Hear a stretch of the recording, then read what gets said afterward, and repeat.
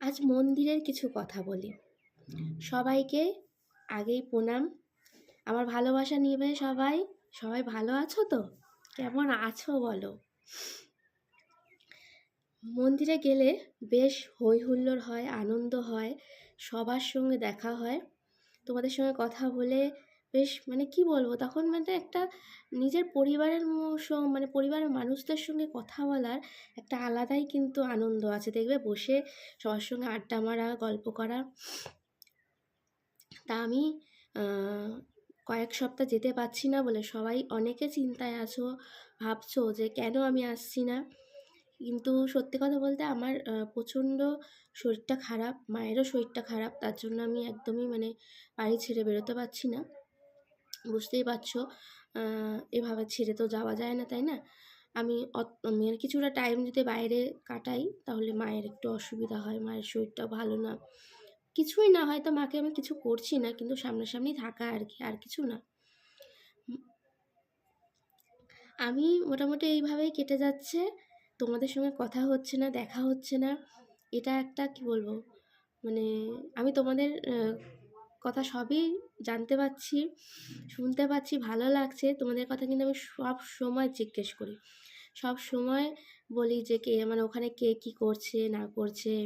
আমার কথা তোমরা অনেক বলছো, আমার খুব ভালো লাগে। যে সত্যি কথা, এইগুলো কিন্তু একটা আলাদা পাওয়া, তাই না বলো? কিছুদিন আগেও হয়তো তোমরা আমাকে সেরকমভাবে চিনতে না, কিন্তু দেখো এখন এতটাই নিজের, এতটাই আপন হয়ে গেছে, নিজের বাড়ির মেয়ের মতো, তাই না বলো? মেয়ের মতো বলছি কেন, মেয়েই ধরতে গেলে।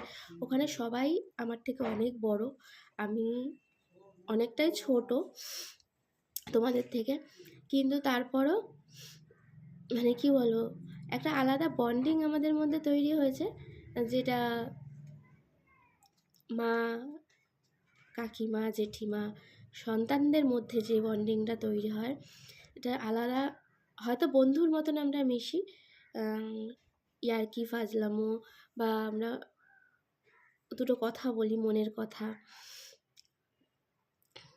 সবাই তো এই শীত কি বলবো, খুব মিস করছি, এটুকুনি বলবো, খুব মিস করছি। খুব তাড়াতাড়ি আশা করছি যে আবার তোমাদের মাঝে হাজির হতে পারবো।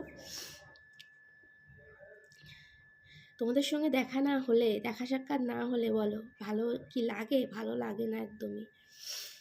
কিন্তু ওই যে একটু চাপের মধ্যে বলে, তাই জন্য সব দিকের কি বলবো, একটু ঝামেলা, অশান্তি সব কিছুর মধ্যে জর্জরিত হয়ে রয়েছি। খুব তাড়াতাড়ি এগুলো মিটিয়ে ফেলে অবশ্যই তোমাদের কাছে আবারও দেখা হবে, আবারও আগের মতন তোমাদের সঙ্গে সময় কাটাতে পারবো। তোমরা চিন্তা করো না। আর আমার এত ভালো লাগছে যে তোমরা আমাকে এতটা ভালোবাসো, যেটা হয়তো বলে বোঝানো যাবে না, আমি বলে বোঝাতে পারবো না যে এই ভালোবাসাটা কি অদ্ভুত টান আমাদের মধ্যে, সবার সঙ্গে। আমাদের পুরো মন্দিরে যারা যারা আছে তাদের মধ্যে একটা আলাদা, সবাই সবার মধ্যে একটা আলাদা বন্ডিং আছে।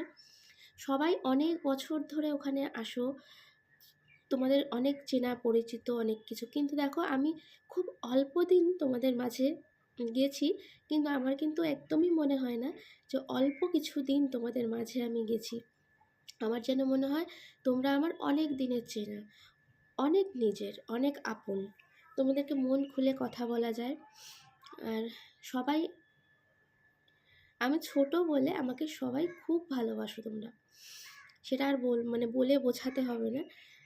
জানি হয়তো সামনাসামনি আমি কাউকে বলে উঠতে পারি না, কিন্তু আজ এই ক্যামেরার সামনে বলছি, হয়তো হাজার হাজার মানুষ আমার এই ভিডিওটা দেখবে, জানবে যে সত্যি আমাদের একটা মন্দির, এমন একটা জায়গা আছে, এমন একটা পরিবার আছে, যেখানে হয়তো বা আমরা কেউ কারো রক্তের সম্পর্কের কেউ নয়, কিন্তু এত সুন্দর বন্ডিং, এত ভালোবাসা আমাদের মধ্যে, একটা অদ্ভুত টান,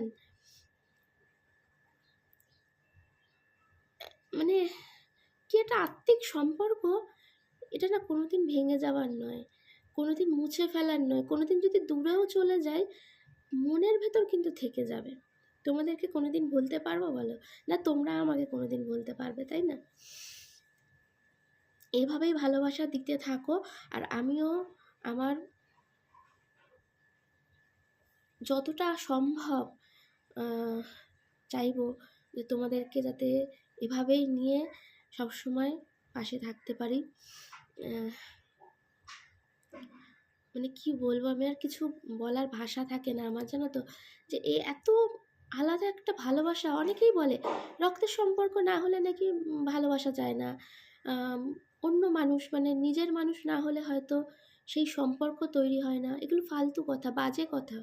আমি বলছি রক্তের সম্পর্ক না হলেও, নিজের কেউ না হলেও এত একটা আত্মিক টান, একটা ভালো সম্পর্ক তৈরি হতে পারে যদি না আমাদের মন্দিরের এই সদস্যগুলোকে তোমরা দেখতে পেতে, মানে জানতে পারতে, তাহলে তোমরা বুঝতে পারতে যে এদের এক একজনের মধ্যে কতটা টান, কতটা একটা ভালো সম্পর্ক, একটা ভালো আদান প্রদান। মানে কেউ কোথাও ঘুরতে যাচ্ছে, সবাই খুব আনন্দ পায় যে এখানে ঘুরতে যাচ্ছে। আবার যে যায় সে কিন্তু সবার জন্য হয় কিছু না কিছু আনার চেষ্টা করে। মানে এইগুলো মানে নিজের মানুষ ছাড়া আমার মনে হয় না সম্ভব।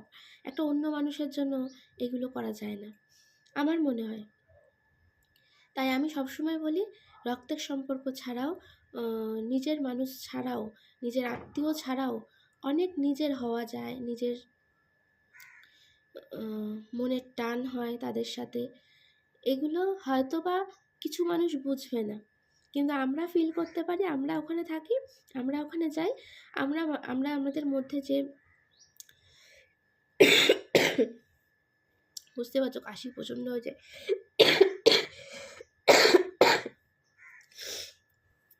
আমাদের মধ্যে যে বন্ডিং, এগুলো মানুষ বুঝবে না, এটা আমরাই বুঝবো, কারণ আমরা সেই জায়গায় থাকি।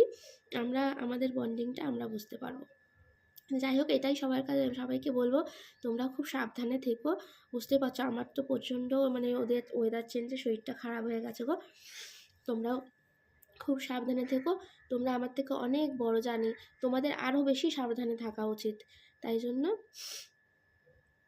সামনাসামনি তো মানে যাওয়া হচ্ছে না, কিন্তু খুব তাড়াতাড়ি আসবো আমি। সবাই ভালো থেকো, আর এভাবে কিন্তু আমার পাশে থেকো। আমার ভিডিও দেখতে কিন্তু কেউ ভুলো না, সুন্দর সুন্দর ভিডিও তোমাদের জন্য অবশ্যই নিয়ে আসবো। একটু শরীরটা সুস্থ হয়ে নাও। এখন জানো তো ডেইলি ব্লগ যেগুলো, মানে ঘরের কাজকর্ম আমি কিছু শেয়ার করতে পারছি না সেরকমভাবে। তো মা আমাকে কিছু করতেই দিচ্ছে না। মানে মা বলতে চাইছে মায়ের শরীর খারাপ, আবার আমারও শরীর খারাপ যদি আরও বেশি হয়ে যায়, বুঝতেই পারছো মা তো সন্তানের কষ্ট দেখতে পারে না। তা সেই হলো অবস্থা, এর জন্যই আর বাড়ি থেকে সেরকমভাবে বেরোচ্ছি না। তা আজকের মতন আসি, টাটা। সবাই ভালো থেকো কিন্তু।